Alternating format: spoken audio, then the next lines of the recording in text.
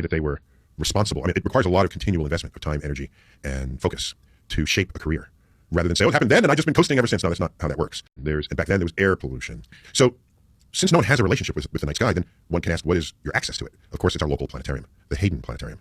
And my family, my parents, my brother and sister, there was a tactical, strategic thing my parents did. I didn't know it at the time, but every weekend or every other weekend, we went places. We were exposed to all manner of things that talented adults do, beyond just the doctor, lawyer, engineer, beyond those standard professions. So first it was entertaining, but it also meant we had exposure to other ways of thinking about what you might do with your life. One of those trips, when I was 9 years old, was to the Hayden Planetarium. And I was star-struck. You sit in a big chair and the lights dim and the stars come out, more stars than you can count. And I thought it was a hoax. I said, there aren't that many stars. I've seen the night sky from the Bronx. You're lying to me. And only later would I learn, upon going deep into the rural areas of the country, we have relatives in the Caribbean, we visited there, I see the night sky as nature intended. And to this day, when I have access to great telescopes on mountaintops, and I look up at this crystalline, clear night skies, I still say to myself, oh, that is so beautiful. It reminds me of the Hayden Planetarium. So it's I know that's kind of a sad commentary on what it is to grow up in a city, but I feel like the universe chose me. And since I was 9 years old onward, I have committed my life to learning more and more about the universe. And that's the most important seed that was planted. Cyril and Sunchita? Is that your parents? Cyril is my father, and Sunchita is my mother, correct. What was the influence that they individually had on you? From almost vicariously learning from them, but also the direct influence they had on you? They were a moral influence, a cultural influence. And I will add, not that you explicitly ask this, but I think it fits right in this moment. Consider the period, the 1960s. You could go one of two ways if you're an angry black man. It's like you can raise your fist and threaten violence as a retaliation of the violence against you, or you can find some other way that doesn't involve violence, that involves some kind of peace, some kind of understanding. And my father, and while he grew up in the 30s and 40s, he served in a segregated army, okay? So the stuff he lived through, and while I have my own stories, none of them compare to his average story. Yet at the end of the day, he was never bitter. I remembered him saying, when you look at the images of angry white people screaming at black children entering a school who are protected by the National Guard because an edict had to be delivered to grant them access to education, he would say, they simply don't know any better. They were raised that way. You want to hate them. And my father never hated. Never. So I go through life, and at least several times a week, every week of my life, growing up, I have stories. Today they would call them microaggressions, but then it was just same shit, different day. But I never got bitter. Because you asked, what influence did they have on me? It was the non-bitter influence. You say, they don't know any better. They think they're doing the right thing. Maybe we can make a difference going forward. I saw the emotion in your face when you talked about your father. Yeah, I think we need that today. The world, I reached a point where, okay, how long can I keep talking about the universe and not bring it down to earth? Not bring some science principles to people's thinkings. They want to tribalize. They want to hate. They want to choose. They want to create laws to restrict your freedoms just because of who you worship or don't worship or who you sleep with or what you look like or what, how reflective to light your skin color is, right? What side of a line in the sand you were born on. I like invoking an alien trope. Aliens, they don't know anything about us. They just see this beautiful planet with water on it and continents and clouds, and they visit, and they say, oh, this is cool. Oh, this is one species that's everywhere. Oh, they're very successful. They are humans and Homo sapiens. And that's cool. And then they get a little closer look, and they say, oh my gosh, what are they? There's a war over here. Why? Oh, because there's some resource on this side that's not over there, and they want it. There's a coastline, there's oil, there's this, there's elements in a mine. They worship a different god. They look at the violence and hatred that we commit upon each other, and they'll run back home and tell their fellow alien brethren, there's no sign of intelligent life on Earth. So, anyhow, my head has been in the stars, but my feet have been on Earth my entire life. Why does that connect so deep? Because it's so obvious it connects so deeply with you. Is that linked to the resilience to bitterness that your father demonstrated when he was abused and was attacked with racial abuse? Is that the reason why it's so linked so closely to your heart? I don't know. He didn't burden us with his stories unless we asked or unless it came up in a moment. It wasn't that way. It was, I saw his integrity in the face of what was going on in the world. And a person can be a mentor even if they don't say anything, because you can observe them, observe their conduct, their behavior, how they respond to adversity. Do they fight back? Do they want to commit violence? Do they want to have a conversation to explore the differences? My mother's from Nigeria, my dad's from England, so I'm of, I guess, dual ethnicity or whatever the politically correct term is. It's called human. Okay, I'm human. Just say it. Repeat after me. What race are you? You're the human race. I'm the human race. You just spent 10 seconds telling me how anthropologists like to divide up the world and force us to then agree with their categories. Line everybody up from ghost white to coal black, and you'll have a human being of every single skin color in between. Okay? But you happen to be born over there, so you're human. Tell me which mixture you are. I don't give a rat's ass. Okay, you're a human being sitting across the table from me. Now, continue. Sorry, it's your podcast. Sorry, I don't mean to jump all in your face. It's fine. I'm fine with it. Okay. And I've come to learn about what it was to be black in the 1960s, 70s from my guests, and it's helped me to understand my mother better. Because my mother didn't react like your father did. You talked My about mother was Nigerian. She came to the UK, we lived in an all-white area. She didn't react like your father did. And so it skewed my perspective on race relations. But then from doing this podcast and meeting people like you, hearing some of those very specific stories of abuse, I almost can't believe it. And I have this huge amount of empathy for my mother because I've sat here with a guest. And one of the stories I heard you tell was about your father competing in athletics and how people would scream the N-word at him while he was running. Oh, yeah. So this was, for me, one of the most insightful lessons that I got from all the stories from him. Yeah, so he was an athlete, actually world class at track. That's its own story because he was kind of muscular, right? Certainly in his day. Not Charles Atlas muscular, but relative to other kids in his class. In high school, he was muscular. And they were in their gym class, and you line up and getting ready for the next unit, right? There was gymnastics, and then there was like track and field. So they had a track unit. And the gym teacher pointed to my father on the line and said, we're about to do the running unit, and just so you know, do you see Cyril Tyson over there? They would turn. He said, he has the kind of body that would not make a good runner. And he said to himself, no one is going to tell me what I can't do in this world. And he started running. And he became world class. And at one point, he had the 5th fastest time in the world in his special event. So that's an important lesson, career lesson. Why are there people running around telling you what you can't accomplish? In a free society, I can get it if we're not a free society, but why should anyone tell you what you can't or shouldn't do? So that was lesson number 1 for me. But then, his best friend, also a runner, Johnny Johnson was his name. There's a race. Johnny Johnson is running around on the last turn of the track. And there's a runner from the New York Athletic Club several paces behind him. The coach of that runner goes up the side of the track and screams to his runner as he points to Johnny Johnson ahead of him, catch that. Johnny Johnson overheard this. Okay? And all Johnny Johnson said to himself was, this is one he ain't going to catch. Just increase the distance. Okay? So that comment from the coach could have done one of two things. It could have demotivated you because then you wallow in the racism of the world, or it could motivate you to succeed. And ever since I heard that story, every racist encounter I've ever had simply motivates me to succeed all the more. Period. And I see that throughout your story as you go through college, university, and you go into your postgrad. There's moments over and over again where people or circumstance encourage you away from what's clearly your passion, the thing you're clearly pursuing. Yeah, people didn't. Yeah, and again, this is not the kind of racism that the 1950s or 40s. I wasn't lynched. Yeah. So again, I don't want to claim equal trauma to what earlier generations had experienced. But you can get, let's call it institutional racism. You don't even racism. I'm talking about people trying to put you off your passion, telling you it's that's not calling it racism. What I'm saying is, they see that I'm athletic. I've been athletic most of my life, and they can't wrap their head around me being something other than an athlete that they watch on television. When I say, well, I actually like astrophysics, but you're so good at this other sport. No, I want to be in the physics club. No, we need you on the basketball team. And they think they're doing me a favor. They think they're saying nice things to me. But every one of those is a force operating against my ambitions. And so, in a way, just that my skin color in my life's arc was a path of most resistance compared to where I wanted to land. And by the way, we just spent a half hour talking about this, and I hardly ever talk about it. I don't talk about it because I don't need to, maybe if it's a counseling session, but I'm perfectly fine.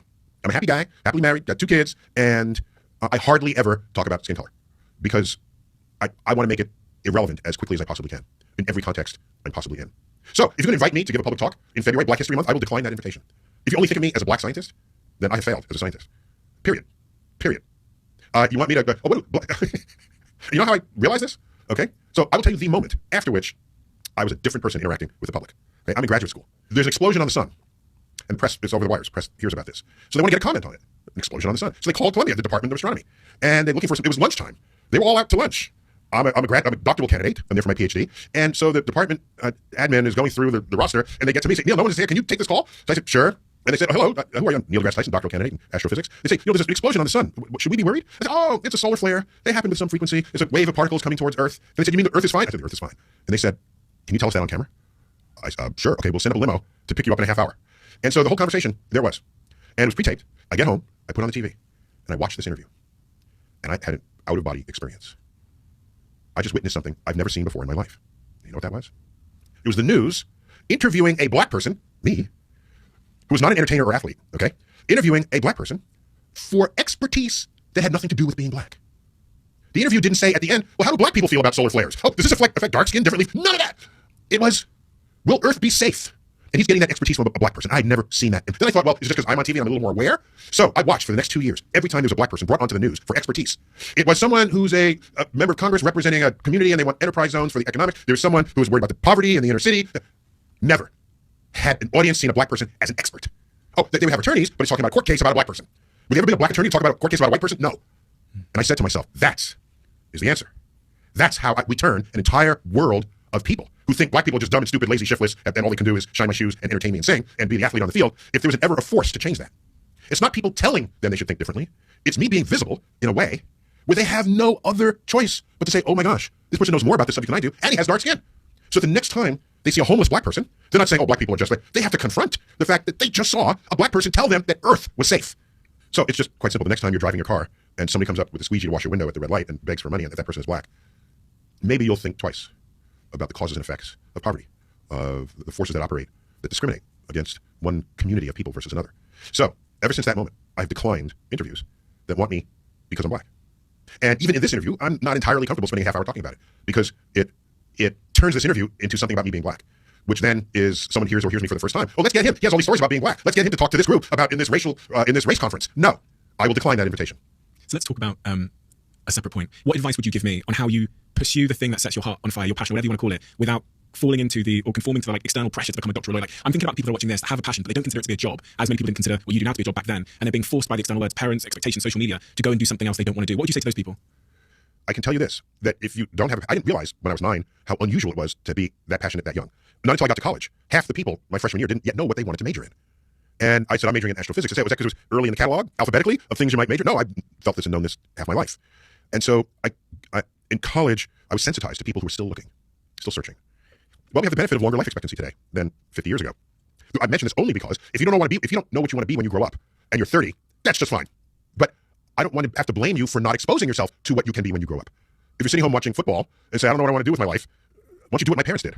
Visit a new thing every weekend. Go on a trip.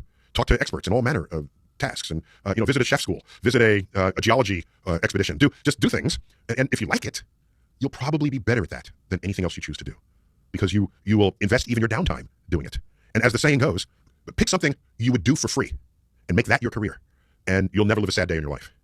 So that's one variant on pick something that you love. And all the time when other people say, I need a vacation from this job, you say, vacation, what's that?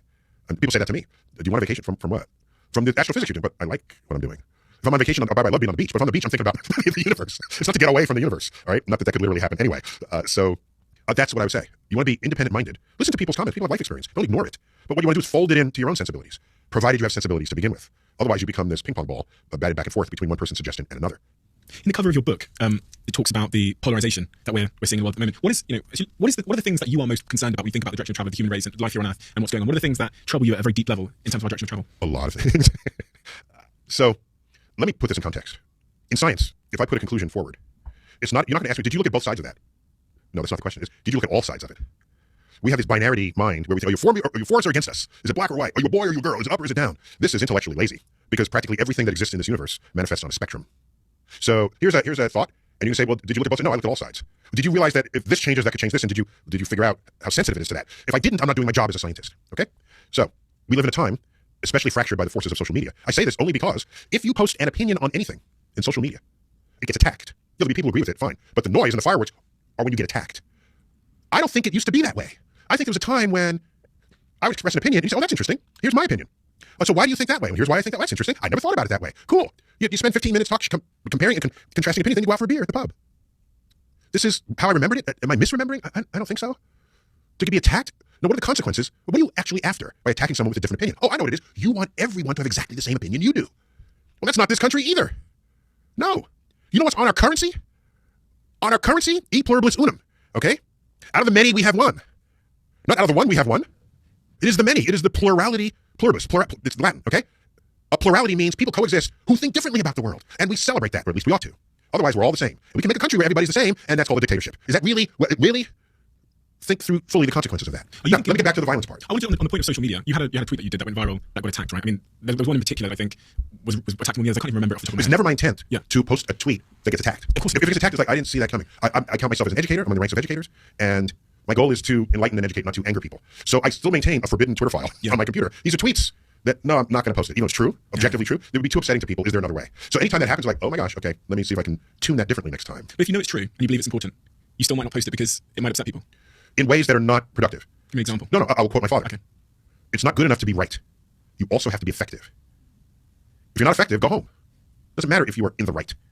So if I post something that just creates more divisiveness, I need to find another way to achieve the same goal without the conflict. So no, I'm not just about put the truth out there, and if it triggers landmines, so what? It's the truth. No, that's not being an educator. There's a point I really want to answer for my own. That's something I've been thinking a lot about. As we see this polarization in every facet of conversation, public discourse, I've started to think that maybe the antidote is the very few amongst us that have the guts to stand by the truth regardless of the arrows they take. And I'm seeing that a little bit with some big commentators. I shan't name names because that'll be a headline. But I'm thinking actually they're like their bravery, I guess, and their courage to say the truth regardless of the fact that they get piled on because it doesn't fit the narrative is actually helping us. It's helping us almost.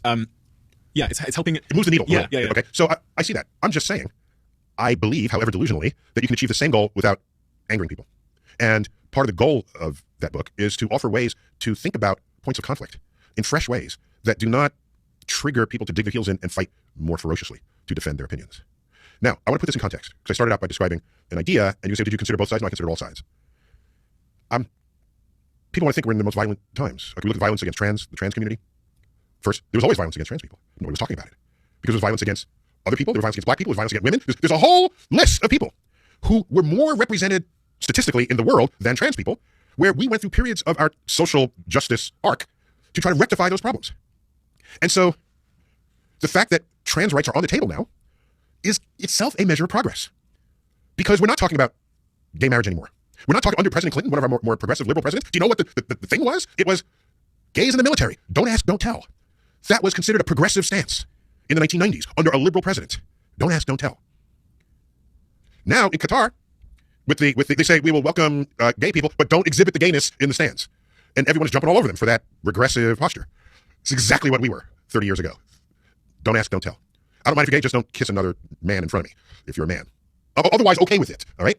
So what I'm saying is, look at the other things that preceded it, and you can declare progress having led up to it. That's my point. Not that you still have to worry about it, and it still needs solutions. And you still have to somehow change people's sense of what equality is, and equal access, and opportunity, and equity, and inclusion. That all still needs to happen. But that is not happening now, or less so with black people. So there are measures of progress that are kind of perverse, but real. And you know what my father used to say? He said, I'll know we've achieved equality when a black person can be indicted for embezzlement of funds. When a black person can be sent to jail for embezzling $500 million. I know we've made it. Okay? Like I said, it's a perverse measure, but it's another way to think about the progress that has actually happened in this world. All I'm saying is, we may be living in some of the safest times there ever was in the history of civilization. I don't think we should lose sight of that. People are afraid to say it, I think, because the worry, and it's a legitimate worry, that you might just get complacent and sit back and say, see, everything is fine. It requires no more work and no more effort. I'm saying, maybe we should take, in addition to worrying about the violence that persists to this day, we should look at the successes and say, well, what did we do right? Let's do more of that. And there's not much of people saying, look how far we've come. Let's list how we achieve this. Why don't people do that? I saw a poll on Twitter 2 days ago, and the question was, essentially, do you feel optimistic about the future? I clicked yes, and I was in the tiny minority, and roughly 70% of people, I think it was slightly more, felt pessimistic about the future. Either worried and fearful about the future. Right, and here's another statistic, which is in the spirit of that, but it's a little more thorough. It was a Gallup poll, I forgot which one, it might have been a different one, but one of the official polling agencies, for the past 30 years, have asked people, each year, in the United States, are things more dangerous for you, just in your community, this year than last year? 27 of those years, people said it's more dangerous this year than last year. I don't feel as safe as I did last year. Okay? Now, let's plot the crime rate over the past 30 years. It has been a precipitous drop. It's a drop. There's some bumps in there, but basically, it has dropped for 30 years, since basically the 1980s, 90s, up until today. So there's some delusional force operating on people's understanding of the world in which they live. And then people want to blame it, I think, in part correctly, on local news. What's the first thing you see? You put up, not the local news. There's a crime committed, and now we have video. So, we didn't used to have surveillance video. Now you see the person beating up on the old person, or the person breaking into the jewelry. Now you see it. You say, oh my gosh.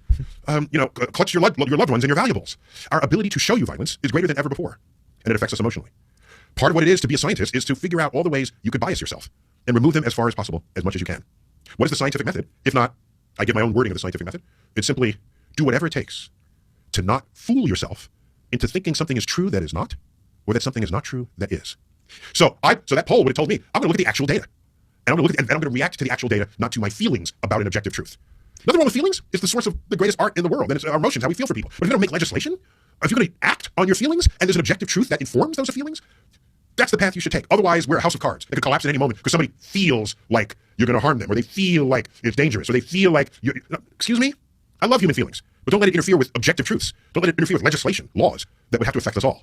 Quick one from our longest standing sponsor, Cure.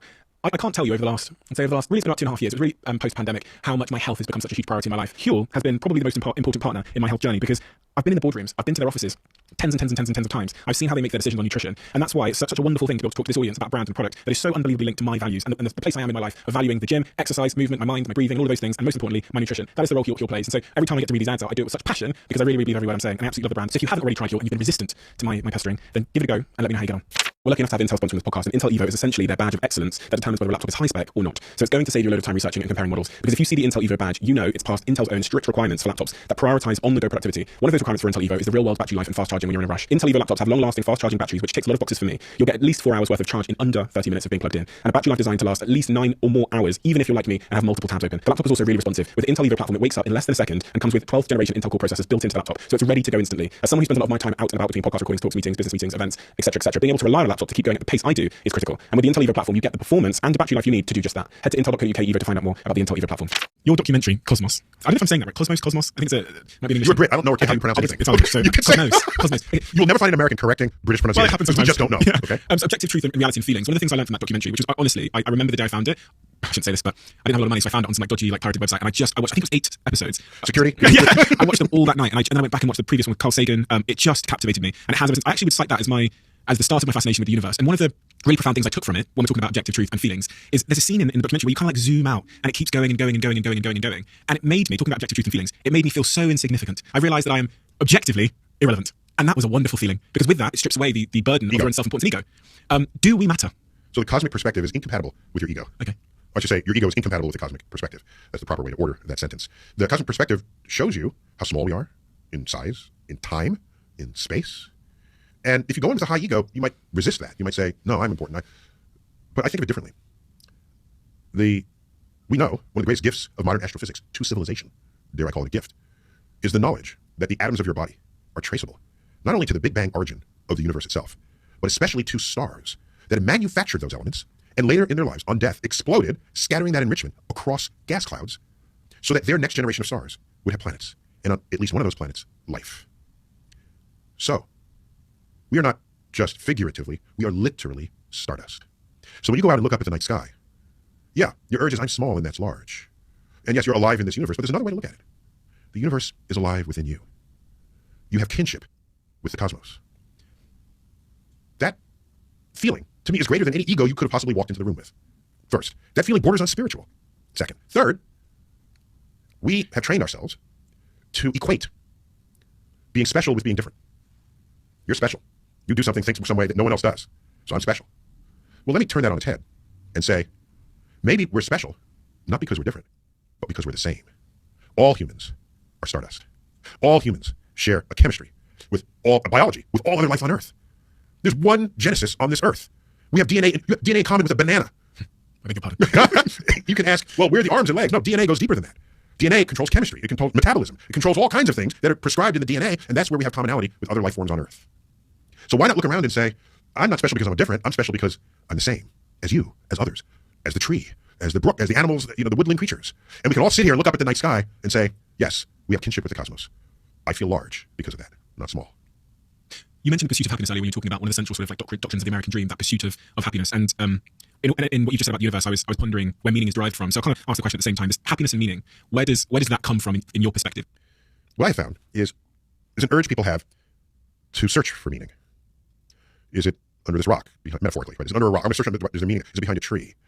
If I join this group, will I find meaning with them? And I think, well, okay, go ahead. But what you do is relegating meaning in your life to a search. And suppose you don't find meaning. That'd be a force of disappointment in your life. You're setting yourself up to be disappointed if you don't find meaning. So I have another idea. I use this for myself. It may or may not work for others. I recognized long ago that in a free society, where I'm not enslaved and I'm not, an indentured servant, and I have some freedom of choice, that I have the power to manufacture meaning in my life. I can make decisions about my own life that create the meaning. For me, a meaningful life is learning something new tomorrow that I didn't know yesterday. Otherwise, it's a wasted day. You know the prisoner who puts X's in the boxes on the wall for the day they get out? I have that in my head, and the day that I get out is the day I die. All right? And what these boxes remind you of is every day you're alive, you're one day closer to death. So there's one fewer days in there to accomplish something that you might have wanted to accomplish. So I want to keep learning about our world, about each other, about things I don't otherwise know about. And there are people who only read things that they agree with, or that they already know about. They're feeding some urge to be, to be validated. I have books on my shelf, at my bedside. Every book is a subject that I either know nothing about or I completely disagree with going into the book. So maybe it'll change my mind. I'll learn new ideas. Okay? I once presented that list to the New York Times when they said, because my book was doing well at one point, and they tried to get authors to talk about other books to keep the book wheel turning, because fewer people are reading today. So what books are you reading? So on your shelf, I listed the books. One of them was a book in its 30th printing or something. It was originally written back in the early 60s, I think, maybe even the 50s. A book by Barry Goldwater called The Conscience of a Conservative. And so I'm reading this, and people wrote to me after they saw this list and said, I didn't know you're a closet conservative. I didn't know you're really a Republican. Did you vote for Trump? And all of a sudden, people were presuming that if I'm reading a book on something, that book must be what my whole life is about, rather than it's a portal to another place of how people think and what people do. So that shocked me, actually, because that tells me that most people must have just books that continue to feed their own interests. And that is the best way to not grow in this world. So one of my measures of meaning is how much more do I know about the world tomorrow than I did yesterday? Because almost any path you take will make you wiser as a person. So I value wisdom. That gives meaning to my life. A new perspective. It's not just knowledge. No. What is the arc? There's data. Data can become information. Information on further study becomes knowledge. And after enough time, when you see how the knowledge plugs in and applies, it can become wisdom. Wisdom is the distilled essence of all the details. The wisest statements ever spoken to you generally have no detail in them at all, do they? I've heard it said this way, wisdom is what's left over after you've forgotten all the details. It's the distilled essence of it all. So I want to be wiser on the porch, on my rocking chair. I don't want to be the old curmudgeon. In my day, we did it best. No, I don't want to be that guy. No. So that's one source of meaning. Another, and it's directly traceable to my parents, but I'd like to also think it's traceable to common sense, is spend a little bit of your life lessening the suffering of others. I don't mean to redirect your life. Some people do. They work in soup kitchens and start not-for-profits to serve. Yes, I'm not that person. No, because the universe is what calls me. But in my day, in a week, do something that lessens the suffering of someone else, however trifling that gesture is. And that's an infusion of good. Yeah, I'm value judging it. I'm saying, yes, it's a good thing to lessen the suffering of others. I'm declaring that. I try not to ever put opinions out there, but it's my opinion that if you lessen the suffering of others, you make a better world. And don't we all want to live in a better world? If your happiness were a recipe, right, consisting of various ingredients that needed to be present in certain quantities for you to be a happy person, and under the assumption that no one is perfectly happy under any kind of vague sense of the word, what is missing from your list of ingredients at the moment? Or what could you have more of? I don't think of life that way. Okay, how do you think of life? Why is that wrong, that question? I didn't say it's wrong. I don't value judge, okay? It's not what's right or wrong. I don't live life that way because it means you carry with you the emotions. I could be happier if I were doing this, and how come I'm not? And all of a sudden, well, then I must be miserable if I'm not as happy as I could be. No, I don't measure day to day, am I happy or not? It's not the measure. Yes, it's in there, but it's not the metric. The metric is, am I successful at what I'm doing? Am I, no, it's not even that. It's, am I as good at this as I can be? If you're not going to try to improve, go home, find something else. So I remembered my first interview on national television. A new planet had just been discovered around another star, an exoplanet. It was banner headline. We now have 5,000 in the catalog. But back then, 1995, it was banner headline, another planet. And we kind of always knew they'd be out there. We just didn't have the tools to figure it out. NBC News sent an action cam up to the planetarium. I was freshly appointed as director. They didn't know me as a person, but I carried title. And so the chyron on the TV image gets to say, Neil deGrasse Tyson, director, Hayden Planetarium. Okay. They came up and interviewed me. Tell us about this new planet. How was it discovered? So I gave my best professorial reply. Best. Oh my gosh. There's a Doppler shift that the orbiting planet influences the position of the star in space. It's not just the star sits there fixed in the universe and planets orbit it. They both orbit their common center of gravity. And so the star, you can't see the planet, it's too dim, but you look at the star, and the star is jiggling back and forth, and I motion that with my body. And I said, and you measure this movement back and forth with the Doppler shift. You calculate it, and you can infer the existence of this planet, and bada bing, it's a planet. And I went on for like probably 4 times that length with my, and then I go home, it's national news, I get to call everybody. Hey, everybody, my friends in California, I'll be on TV, check it out. And so when the segment aired, all they showed was me jiggling my hips like this and saying, it's a planet. And I said, oh, they don't want my professor reply. They want a reply that fits in their medium, a soundbite medium. So let me practice that. So I went home and stared in the mirror and had people just shout out objects, names, places, people, things, and I assembled sound bites for each one of them. It's like 3 sentences. It's got to be informative, makes you smile a little bit, and the information has to be tasty so that you want to tell someone else. That's a sound bite, okay? We can do that now. Mention anything in the universe. Just not a question, just a word. Just anything. Mars. Mars. Ooh. Do you know Mars is red because it's rust? It's a rusted planet. And rust has the color of red. The whole planet has a lot of iron on Mars. And red is the color of blood. Hence Mars, the god of war. It might have life there. We're still looking. Boom! Soundbite. Venus. Okay. Venus, the goddess of love and beauty. And Venus, as an object in the night sky, is stupefyingly brilliant. Until you learn it has a runaway greenhouse effect and it's 900 degrees Fahrenheit, 500 degrees Celsius on its surface. It would vaporize you. So much for the love and beauty in Venus. So it's the least explored planet because of how hostile it is to our space probes. But we got this. I'm not giving you a 10-minute lecture on the thermodynamics of Venus. So my point is, when I saw that what I did not serve the needs, I invested a lot of energy so that I could be exactly what they needed. So that their task is simplified and I could get better at something that could serve a greater good. I don't want to say that's happiness. I'm going to say that's fulfillment of an objective where I improved in what it is I was doing. I have to say, when I was going to meet you, this question which is so front of mind for me is, there are so many people that talk about the stars in the universe, but there's only one you. And what I mean by that is... Yeah, I know what you mean by that. So would I have had anyone else on this podcast that talks about the stars in the universe? No. The reason why you are a dream guest is because you create a bridge through exactly what you described, making it engaging and interesting and fun and exciting because of the way that you communicate. And like, people don't often think about this, whether they're computer programmers or they are archaeologists or whatever, that it's great to know stuff, but like, I think Ricky Gervais makes the joke with the daddy long legs where he says, you can have all the venom in the world, but if you don't have the teeth to inject the venom, if you don't have the skill of like communication and storytelling and engagement, the venom is pointless. So what I'll say is, I will give one other example and I'll tie a bow on it. The first time I was invited to appear on The Daily Show, which is a very popular comedic news program in the United States, hosted by Jon Stewart. Jon Stewart's a comedian. He's brilliant. He's very into current events. We all know him. He's sharp. And I've seen politicians get interviewed by him, and they want to deliver their stump speech, and they're deer in the headlights because he's just dancing circles around them. And on my first interview, I said, I am not going to be the deer in the headlights. Okay? So I studied his show with a stopwatch. And they said, how many seconds does he, on average, does he give his guests to speak before he comedically interrupts them? Okay, write that down. was anywhere between 9 and 12 seconds, which doesn't sound like much, but it works comedically, right? Then I said, how far back in time does he reference a current event to put in a joke that he might give? Because you can't go too far back because no one remembers it. The joke has to work without you reminding people what they're supposed to know. So very intentionally the previous day, a little less the second day. By the time it's the third day in the past, there's hardly any reference to it. Okay. So I studied the last 2 or 3 days of current events. I practiced my sound bites even more to fit them into this time frame. And I get on the show and I deliver the lines, the sound bites. Oh, but I come preloaded with anything he could possibly ask me. So I'm like, I waddle into the studio with a utility belt's worth of thoughts and ideas that he could be asking me. Okay. So I'm there, and if you see me on these shows, I'm a little manic because it's coursing through me, all this knowledge and information that I need a response to just in case he asks me. So we do this, and I get the point done. He makes the comedic point, and now my thought is not dangling in the middle of a joke because I completed the thought. The joke tightens that up, and then we move on, right? So we go through this whole interview, and he mentions a current event, and I have a little soundbitey thing about that. After the interview, people come up to me, you know what they said? They said, Neil, you're such a natural, and you have such good chemistry with Jon Stewart. They have no fucking idea how much time I invested to look natural. It's pardon my expletive there, but We saw all the time. Yeah. what I'm saying is, I want it to be as good as I possibly could have been in that interview. Knowing his audience, because each host has their own audience. You want to serve their audience. I don't want to just give the stump speech. So everything that I imagined for myself was for him and his audience. I would communicate differently. On a different daytime talk shows are different than the evening comedic news. On a documentary, it's different.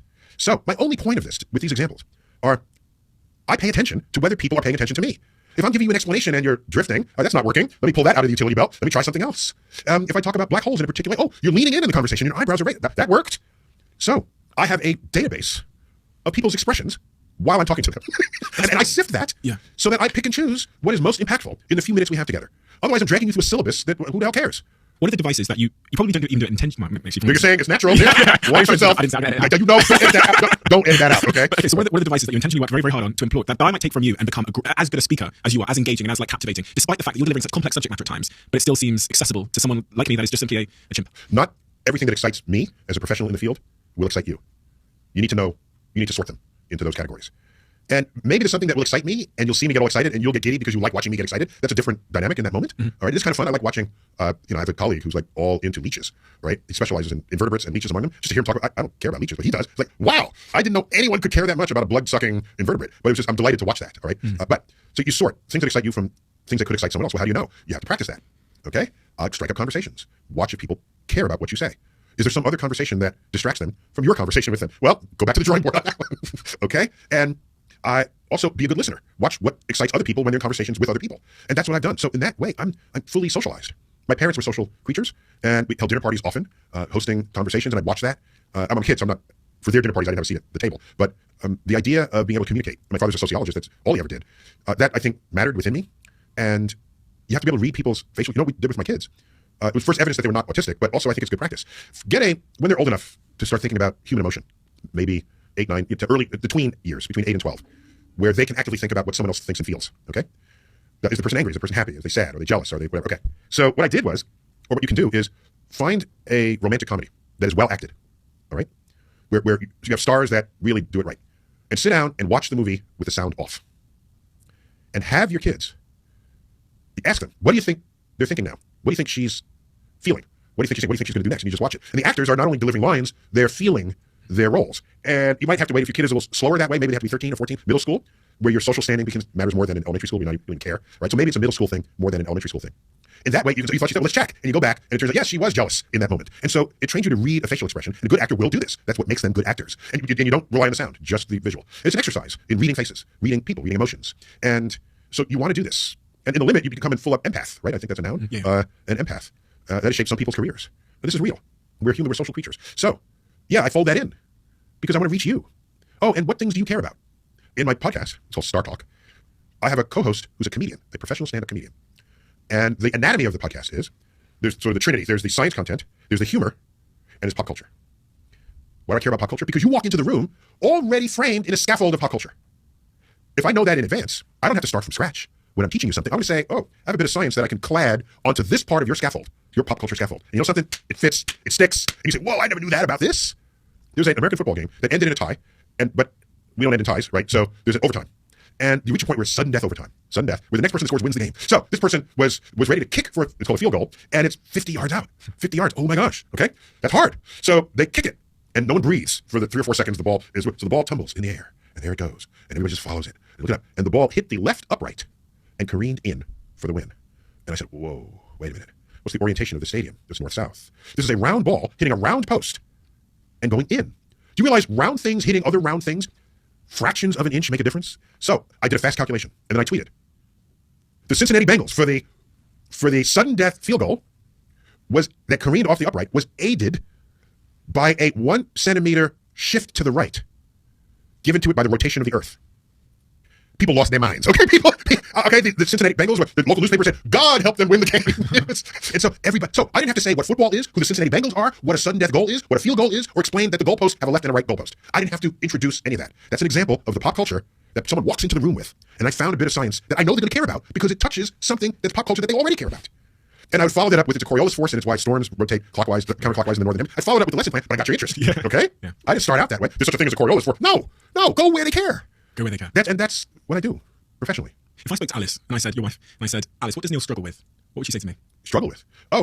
Personally. Well, I don't know entirely, but I know I like to eat more than I like to exercise. And I used to be a very highly tuned athlete. So I remember what it was like to be in complete shape. I also used to dance, so I could do a full split. I was doing, I was like totally in shape. So I have that memory, which in a way is worse than never having been in shape. So she'll say, I wouldn't call it struggling, but she would say that I need to carve out more time to exercise just to stay healthy, I think. So that's one of them. Another thing, we talk a lot.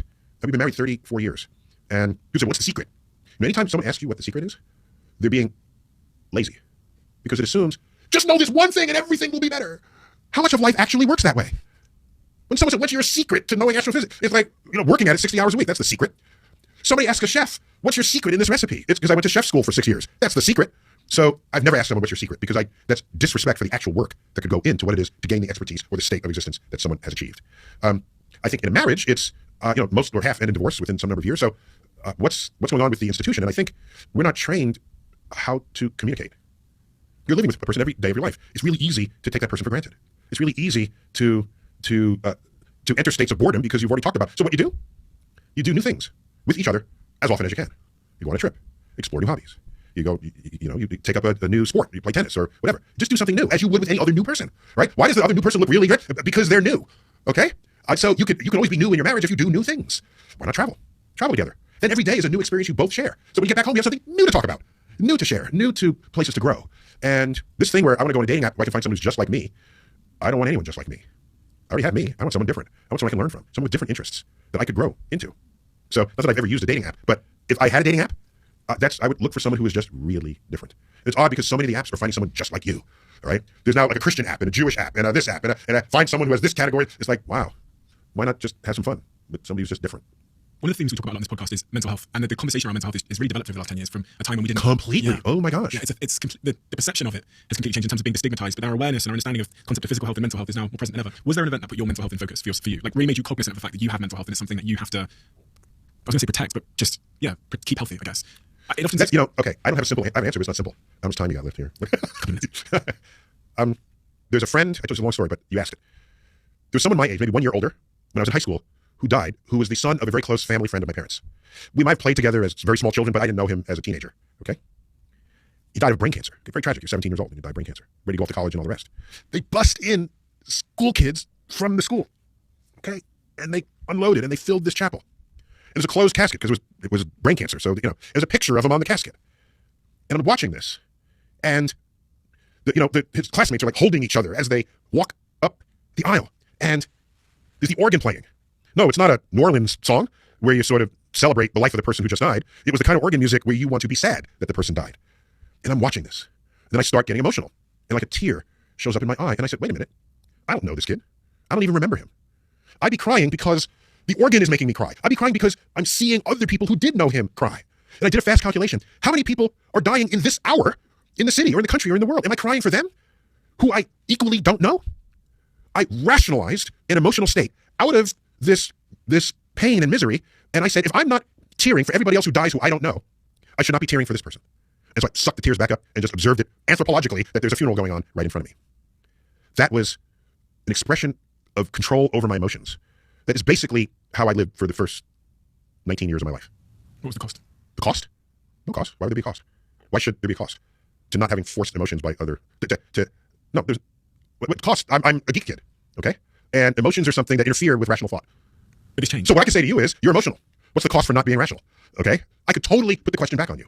What's the cost? You slammed the door. You hung up the phone back when we had phones to hung up. You slammed it down. You cried when you didn't even know the person. Okay? That's your cost. So maybe we're simply different people. I'm not saying they shouldn't have cried. They knew him. Of course they're going to cry. I didn't. organist, stop making me cry. And so I didn't. Okay? So, how did that change? My freshman year of college, it all changed. It all changed. First semester, I take a class in art and design. They play music and they say, draw the music. And it's like, I don't know what you're talking about.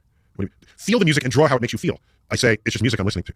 I'm like, it's like two shifts passing in the night. I don't know what the hell this person's talking about. I don't know what he means. I don't know, should I still stay in this class? Is it a waste of time? What's going on here? And he says, okay, here's what you do. Draw the energy in the music. And excuse me, I'm a physicist. Right? Energy equals MC squared. There's kinetic energy, there's mechanical energy, there's chemical energy. Energy is not what you draw out of music. Okay? Okay. So I said, all right, I don't know what he's saying, but I'll try something. And then he criticizes it. Okay, so I don't know what the hell I'm doing. Why am I in this class? Should I drop the class? Okay, then they roll in the pumpkins. They draw the pumpkins. Okay, now I can do this. It's a task. There's a pumpkin in front of me, I'm going to draw it. So I draw pumpkins. And it takes me a few tries to get the hang of it, but I'm one of the world's best pumpkin drawers to this day because of that. We spent weeks drawing pumpkins, and they're all leaning on each other, and they have these sort of seams in them, and not all of them have the same size handle, the neck that comes out, and some have bruises, and there's like 30 of them up in the front of them, so I'm drawing them. I said, okay, is this all we're going to do with this? Okay. After pumpkins became the entire meaning of my life for 2 or 3 weeks. We returned to the studio. The pumpkins are still there. And then they said, now, draw the space between the pumpkins. And I just snapped.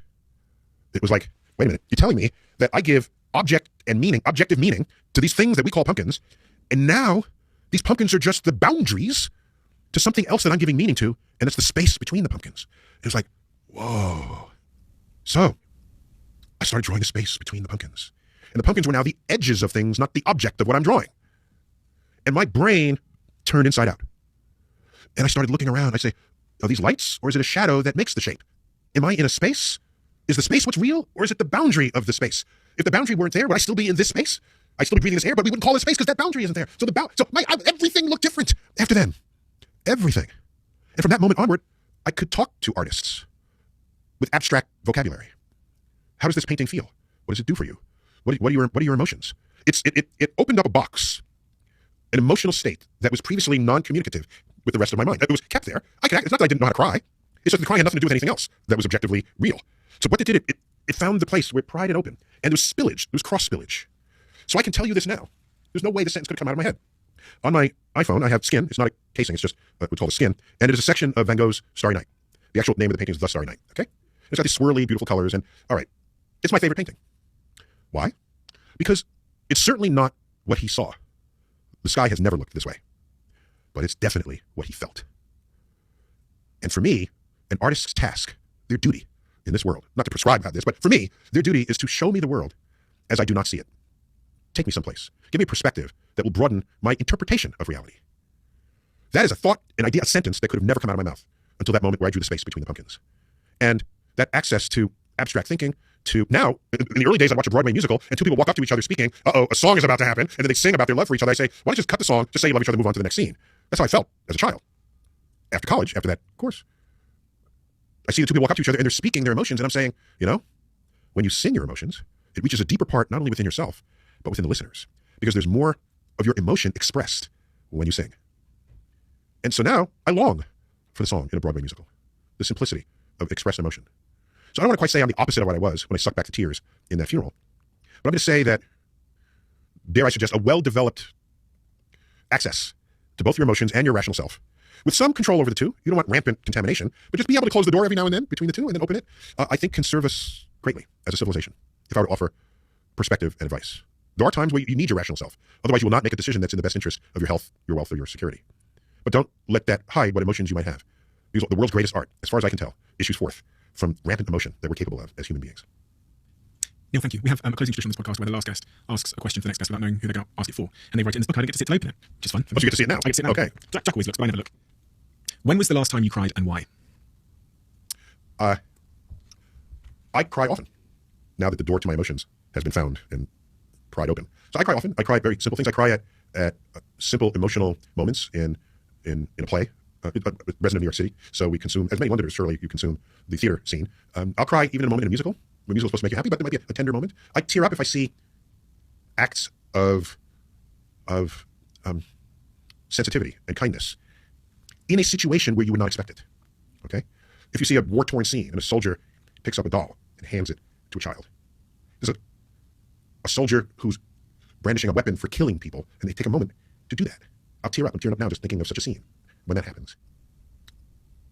So I tear up in unexpected acts of kindness because it's hope for the world. I'll tear up in a movie, usually in a theater because it's a big immersive experience. Less so at home on a TV. Even the same movie, I might feel a little more in the theater. Immersiveness matters because it's coming at you in more ways with greater strength. The sound is greater, the visual effects are greater. You're there as a participant in the film. So I probably will tear up once or twice a week for those reasons and more. But those are the more common sort of reasons that arise.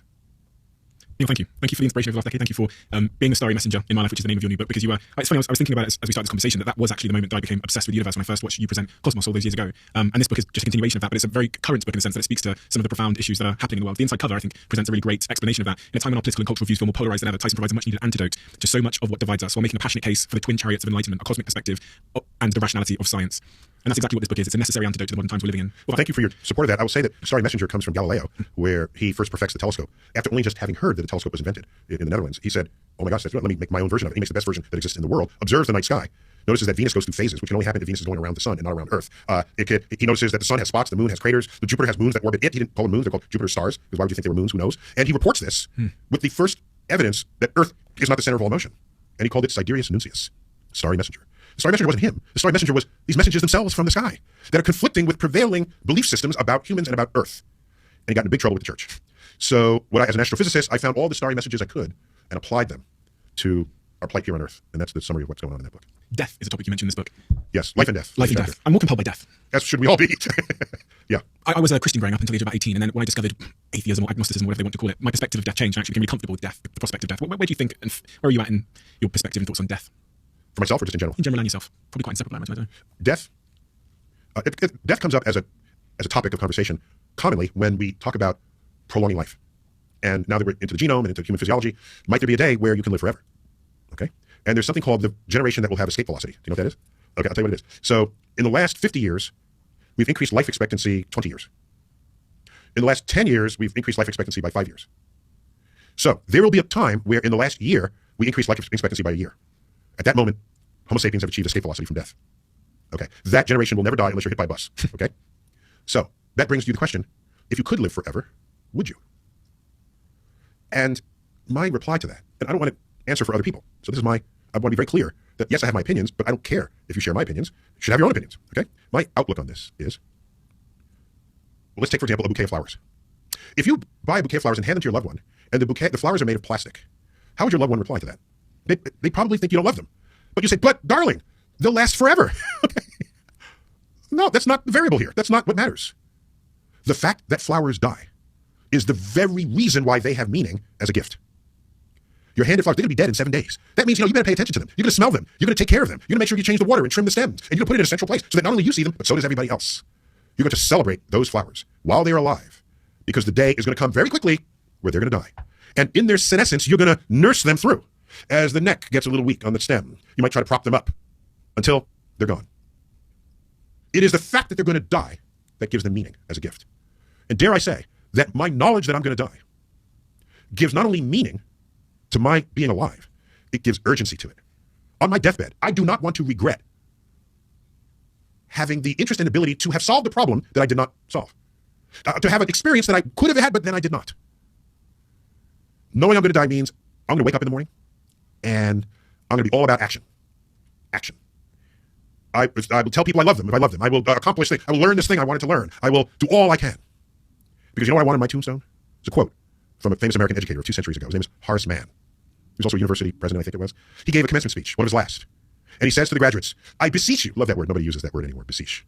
Shakespeare loved it. I beseech you to treasure up in your hearts these, my parting words. Be ashamed to die until you have scored some victory for humanity.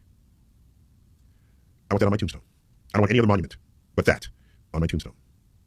If everyone lived to that goal, how different the world would be, how enriched it would be with people's energy to improve the lot, not only of others as individuals, but of your neighborhood, your society, civilization itself. So that's what I think of when I think of death. By the way, in there I referenced dogs. There's a dog over there for anyone. There's a dog over there called Laika. In the corner of the screen. Laika, where have I heard that name? Laika. 65 years ago, Laika orbits Earth. The first dog to orbit Earth? The first animal to orbit Earth. Then there's some guinea pigs, and then there were some chimps, and then Yuri Gagarin orbits the Earth, the first human. I think he was the 7th mammal to orbit the Earth. I have to check my notes on this, but it was the added mammals. Humans were very late in the space achievement scale. So when you come home for having been away, if you own a dog, you'll know exactly what I'm describing. By the way, this does not happen with cats. So with the dog is happy to see you. Not just happy, hey, glad you're home. It's they jump up and down and they want to lick your face and they want to jump into your lap if it's a lap dog. And if it's an Irish wolfhound, they'll want to knock you over and lick you in the face. They're excited. By you. First, I would ask, did you do anything that day that deserved that praise? All right? So one famous quote is, be the person your dog thinks you are. Okay? That's a high bar, let me say. But by the way, if you go out to just check the mail and come back, the dog is happy to see you. So now, wait a minute. Why? Let me just make up a reason, okay? I'm just pulling this out of my ass. You ready? Okay. Dogs don't live as long as we do. The famous dog year calculation, there's some nuances to it, but the blunt calculation is 1 dog year is 7 human years, okay? So when a dog is 10, they're like 70. All right. When a dog is 12, they're 84. They're getting ready to die. Okay. Dogs die between age basically 12 and 16. Okay. All right. Wait a minute. If it's a factor of 7 difference, it means we live an entire week of our lives for every single day a dog lives.